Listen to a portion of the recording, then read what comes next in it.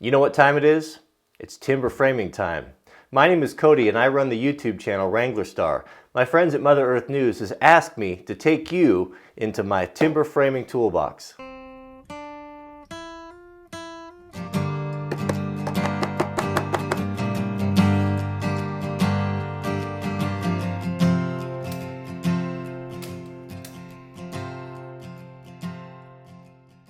Well, I think a good place to start will be with, well, what most of you are probably, you think of when you think of timber framing would be slicks and chisels. Now, old or new, there's lots of different manufacturers out there that are actually, there's some people that are producing some really wonderful tools. The old ones are getting harder and harder to come by as more people are expressing interest or kind of turning to these old skills. Those things are being snapped up, and I've just noticed in the past 10 years or so, they're becoming harder and harder to come by. The good thing is that there's a lot of companies that are making really good ones. I have a mix of old and new. I try to kind of prefer the old stuff, but I'm not adverse to buying something new if I can't find it. So your bread and butter for your timber framing is going to be your chisels, right? So you're going to need 2 timber framing chisels. Right here, this one is 1.5 inches, and a timber framing chisel is going to be very big and heavy. It's going to have usually a reinforced handle on it with a steel ring forged to punch sometimes. It's a tool that you're going to put a lot of striking effort into. It's going to be something that takes a lot of abuse, so it needs to be really robust and sturdy. Along with the 1.5 inches, you're going to want one that's 2 inches. Your mortises are going to be either one or the other. That's the only thing you need. Some people like corner chisels.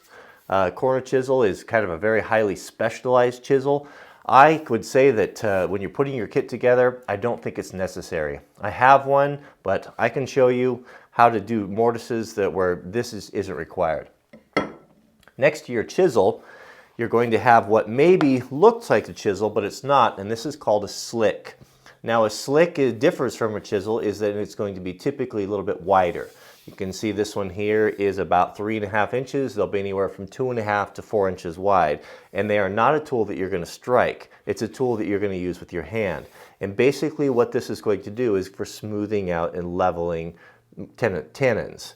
It's going to be the tool that you want to keep very sharp and probably one of the most difficult tools to find of all of them. But again, there's some wonderful ones being made.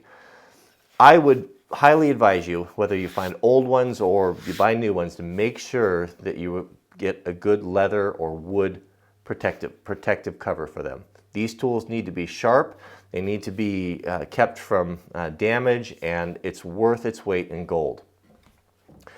After that, that goes with the chisel, you're going to want a good mallet. Now I really enjoy these rubber woodworking mallets. You want to get one that's heavy. This one here is a good couple pounds. And the reason why I like the rubber over the wood is that you don't get those glancing blows. It has a tendency to kind of stick, and when you're really concentrating on your work and not paying attention to what you're doing, sometimes you can hit your hand. I've done that many times, and that extra little bit of grip on the rubber mallet makes a big difference. You can make your own out of wood. You can save some money. There's nothing wrong with those either, but just some food for thought. After that, you're going to want a basic square, a regular square. You can get these at big box stores. There's nothing really special about them. The original square design is 2 inches by 1.5 inches, and that was designed to lay out mortises. This was a tool that was originally designed to be a timber framer's tool, and this is an essential tool and an inexpensive tool as well.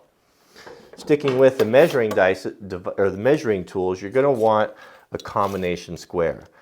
This will be used for laying out. It'll be used for checking depths, 100,000 different little jobs. And again, you don't need to get anything very expensive. The English-made Stanleys are really good tools and very inexpensive and very common. A tape measure, many different options there. You can go with a standard type of a traditional tape measure. I really enjoy the fold-out ones.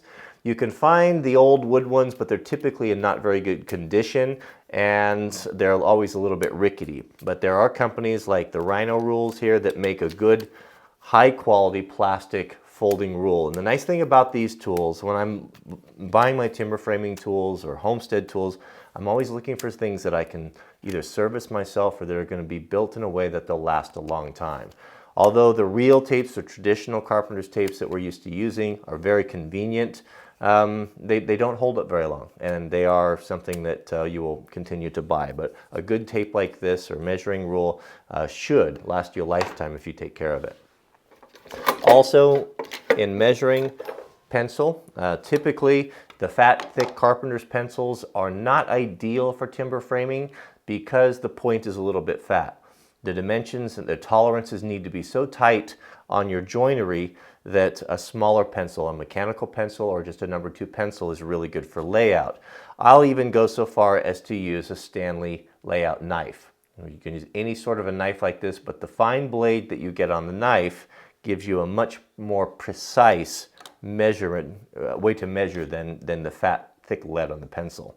And of course, some sort of a tool that you can transfer and measure angles with. This is an old tool. This is something that's very common. You should be able to find these all day long in antique stores or garage sales, and you can even get them at your big box stores, and they do the job just fine. Another tool that I wouldn't say this is necessary, but it's something that is very handy, is a draw knife. And again, these, you can buy new ones. It's hard to find high quality tools, draw knives in the newer ones. The older ones are usually very nice. One like this that can fold up into your toolbox is nice, or change the angle. It gives you a little bit more versatility. But this is really good for doing decorative work. If you're going to knock the corners or do chamfering, or even going to pull some of the bark or wane off of some of the timbers that you're working with, it's a wonderful tool for that. Not essential. You can do the same thing with a chisel, but it is a tool that saves time and I think is important enough to put in my box. A small block plane, a low angle plane like this. Typical Stanley, very common. There's lots of them around. You can restore them. You can buy new ones. Just an indispensable tool for cleaning up tenons and doing small work. And when you're fitting your joinery and you just need that tiny little fraction of an inch removed, you can simply take this out of your pocket and do that cleanup work. And it's an indispensable tool, especially on your tenons. You're going to want to invest in a good saw. Now, some of the old saws out there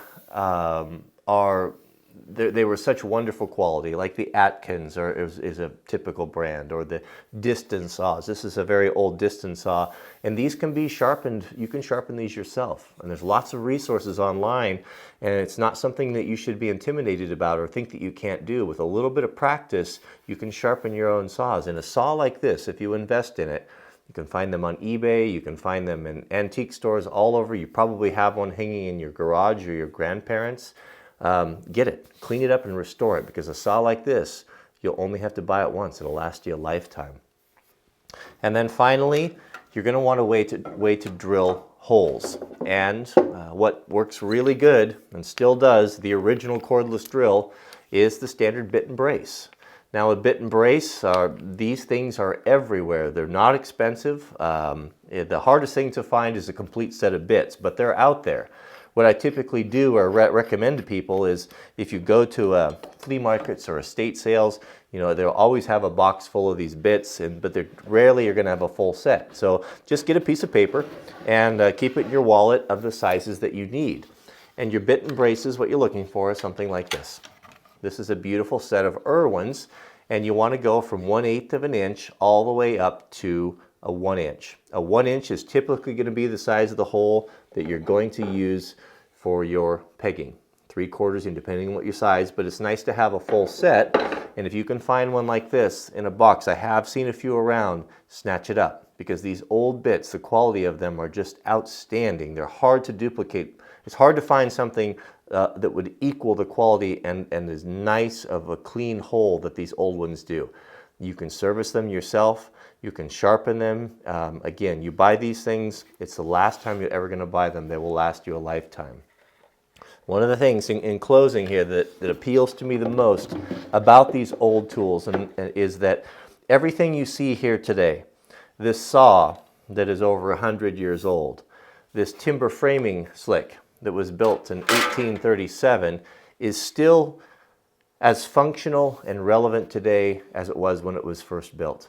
Very different than the throwaway, many of the throwaway tools that so many of us have buy. And I'm not saying that these tools are a direct replacement for our modern conveniences, because the cordless drills and the lithium ion tools and the things that I mean, they're modern miracles of engineering, and they are a tremendous advantage to have. However, they are expensive, and they're not going to last very long. Once those batteries go bad, it's a shame to say, but oftentimes it's cheaper to throw them out than to buy the replacement battery. Where these old tools and these old skills, they keep on going. These tools were built and designed to be purchased one time and to last multiple generations of users. So that's a wonderful thing. So that's it. Thanks for watching, and we'll be doing, what's our next video? Next video on the Mother Earth News and Friends channel is going to be, we're going to be doing some chainsaw milling. Chainsaw milling with the Gramberg Alaskan Chainsaw Mill. That's something you're not going to want to miss. I'll show you how, with a good sized chainsaw, you can mill beautiful timbers and lumber on your very own land. So thanks for watching, and we'll see you guys on the next video.